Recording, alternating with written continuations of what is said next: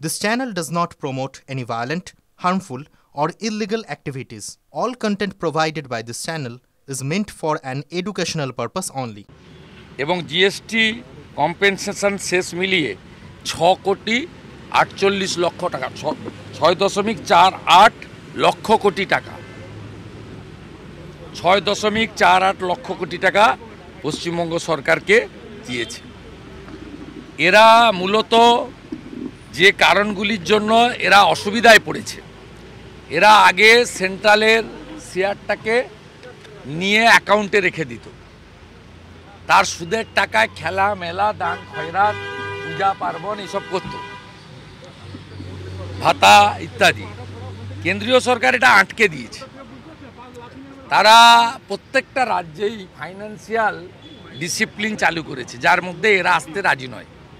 কারণ এটা তো আলাদা রাজ্য, আলাদা জাতীয় বাংলা সঙ্গীত, আলাদা পতাকা, আলাদা সংবিধান, আলাদা রুলস, পূজা পার্বণের আলাদা পদ্ধতি, সবই এখানে আলাদা। অর্থাৎ ওরা কিন্তু ভারতবর্ষ একটা সিস্টেমে চলে।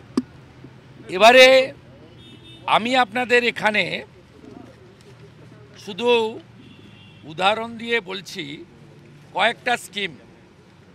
এনডিএ ভার্সেস ইউপিএ 2004 থেকে 14 আর 2023-এর 31 মার্চ পর্যন্ত মানরেগা ইউপিএ দিয়েছে 14,985 কোটি, এনডিএ দিয়েছে 54,150 কোটি। প্রধানমন্ত্রী গ্রাম সড়ক ইউপিএ দিয়েছে 5,431 কোটি, এনডিএ দিয়েছে 1,051 কোটি। প্রধানমন্ত্রী আবাস যোজনা 4,466 কোটি টাকা দিয়েছে, আইএওয়াই ছিল ইন্দিরা আবাস যোজনা, আর 30,000 কোটি টাকা ইতিমধ্যে ইউটিলাইজেশন দিয়েছে। এবং আমি এখানে উত্তর চেয়েছিলাম।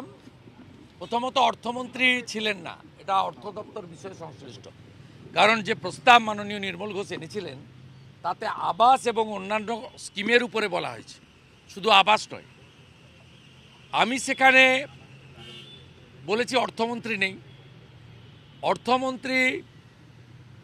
নেই, তারপরেও আপনাকে আমি যদি প্রত্যেকটা স্কিমের ডিটেলসে এখানে আপনাকে দেখাই,